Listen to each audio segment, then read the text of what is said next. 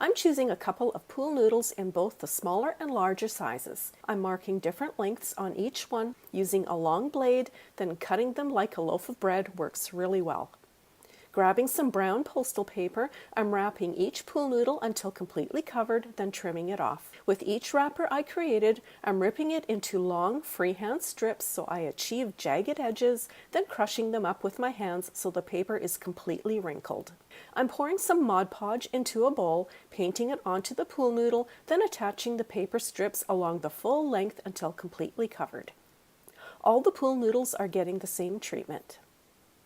The ends of the pool noodles are also getting covered, then trimmed with scissors. I'm now reaching for some tissue paper, crushing it up well, then Mod Podging it into random spots on the logs. You can also use toilet paper, which would compress even more. The tissue is being applied to random areas on each log, then getting heavily covered with Mod Podge. Now that the logs are dry, I'm choosing a white paint called Victorian Lace by Fusion Mineral Paint. Each entire log is getting well coated, then allowed to dry. I only needed one coat. I'm now creating a light gray paint wash. Since I didn't have a light gray paint on hand, I'm mixing a white with a darker gray to create my own tone, then adding some water so the paint goes on transparent. Each log is getting completely painted with the wash, attempting to achieve a somewhat uneven look. Once dry, I'm painting the logs with a light beige wash to create a bit of a woodsy effect. I then went over the logs again with a whitewash until I was happy with the overall look.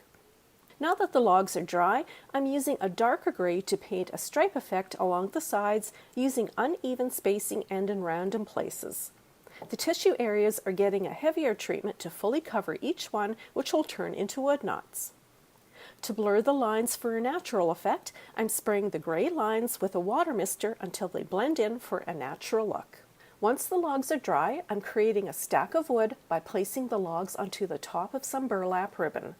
I'm securing the wood bundle by creating a loose knot, then adding some pine cones and evergreen branches before tying it up tight. Using hot glue, I'm attaching some Spanish moss to the wood knot areas for some realistic detail. And you are left with a gorgeous stack of faux firewood logs, perfect for a cozy holiday or winter decorating placed anywhere you wish. The fire logs give off such a casual, cozy vibe anywhere you place them, such as a table centerpiece, placed at a front entry, beside a real wood burning or gas fireplace. I've tried bleaching pine cones in the past, but I really wanted my pine cones to have a softer color or look for this project. So instead of bleaching them, I mixed 2 parts of buttermilk color acrylic paint with 1 part water and mixed well.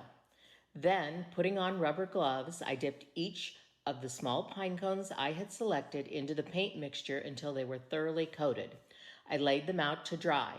No matter if you paint your pine cones or bleach them, when they get wet, they tend to close up. You can wait several days for them to dry out completely, or you can put them on a piece of parchment paper on a baking sheet in an oven at 200 degrees for a couple of hours until they open up completely. The next step was to get a white styrofoam cone. The one I selected was 15 inches tall. Pine cones are natural. No 2 are exactly alike or exactly the same size. You won't know how close you can get them together. For this reason, I suggest you begin at the top of your styrofoam cone. Using a generous amount of hot glue, I attached 1 pine cone to the very top of my cone. Next, I began adding the cones all around the styrofoam cone, working my way down. You'll want to use the hot glue on each pine cone and attach it to the styrofoam cone, and use hot glue to attach it to the cones next to it. Try to glue them as close to one another as possible.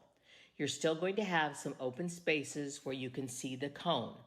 That's why it is important to use a white cone, not a green one. When you have used most of your pine cones and you're happy with the size of your pine cone covered tree, simply turn it on its side and cut off the excess styrofoam. I bought this furniture foot at the Home Depot. You could stain it or paint it if you wanted. Just use your hot glue to attach your styrofoam cone to this base. Now you have to fill in those white spaces. You'll want to have reserved some cones for this. Take your excess pine cones and cut the tips out of them and use them to glue into the empty white spaces. For smaller spaces, cut some of the petals off of the cones and glue them down in the openings. There you have it, a beautiful natural pine cone tree ready to display all winter long. These look perfect in a farmhouse or Scandinavian decorating setting. You could even wrap them with tiny fairy lights if you wanted. I hope this inspires you to try making your own pine cone trees. You can make them in a variety of sizes. You could have a whole forest of them. Thanks for watching Home Talk, and see you next time. First thing I did was took a tomato cage. I cut up the top 2 rings and I'm just keeping the bottom 2 rings. What I'm going to do is take these 3 ends with a pipe cleaner and just secure them really well. I'm going to weave this up and in and out to make sure that those do not pop apart. We have our tomato cage and I've secured the top, and now I have my craft chicken wire, which I'm going to take and secure around the bottom here. I've taken some pipe cleaners and cut them into thirds, and I'm just going to start right here and attach them like so. And we're going to work our way all the way around attaching the chicken wire.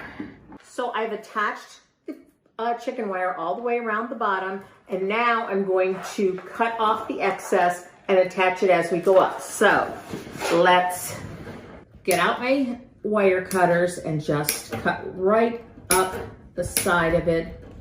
And we're going to use this extra on the top. Okay, I've pulled this all around here, and I'm going to now attach the edge. You don't want that hanging out there. Because this is the same size as down here, you're going to just like push it together, okay? So it's vaguely like a tree.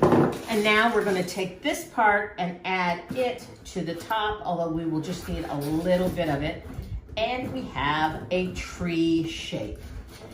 And we're going to secure all of this with more of our little pipe cleaners, and then we're going to start covering it. I picked up several of these garlands from the dollar store. These are a great base. And what we're going to do now is just wrap these around, and they have wire in them, so you can just use the wire that is in them to secure it, and then just start wrapping our whole tree. This is going to be our base. And then we can dress it up with some nicer, more expensive evergreens. So I'm just going to keep turning this around. When you get to the end, to one end, you're just going to take that little wire in there, right in there, pull it in, and hook it. And it will stay, okay? Well, now we're going to just keep adding as we go up.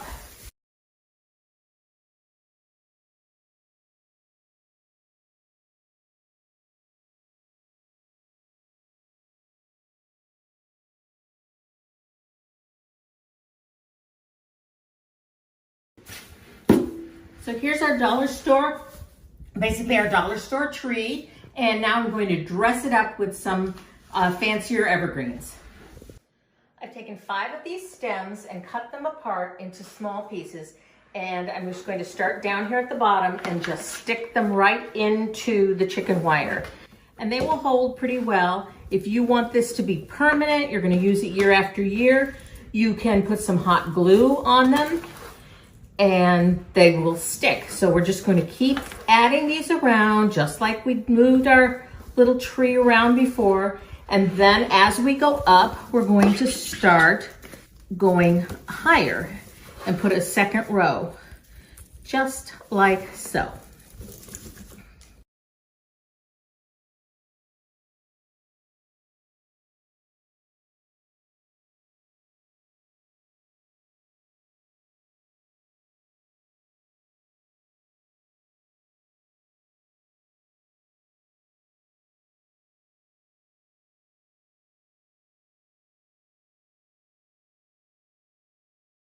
I have a stem of holly that has a little glitter on it, so it looks like it's icy. I've cut that into small pieces also, and I'm just going to add some of them throughout our tree.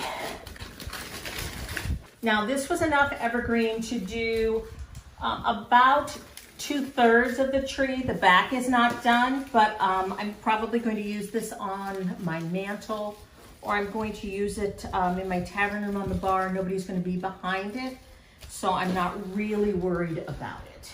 But you can do it so it's all around. This could be your tree this year. So I'm going to finish adding this, and then I will take it and show you where I'm going to display it for the time being. So I have my tree all done, and I could set it right on here, but I have these urns that I use for different things, and I thought this would make a really nice base and give our tree some height. So I'm just going to wedge it right over there, and look, it looks like the base of a tree. Let me make sure it's straight. There we go. I'm all ready for Christmas. So I hope you like this project, and I look forward to seeing you again next time on Home Talk.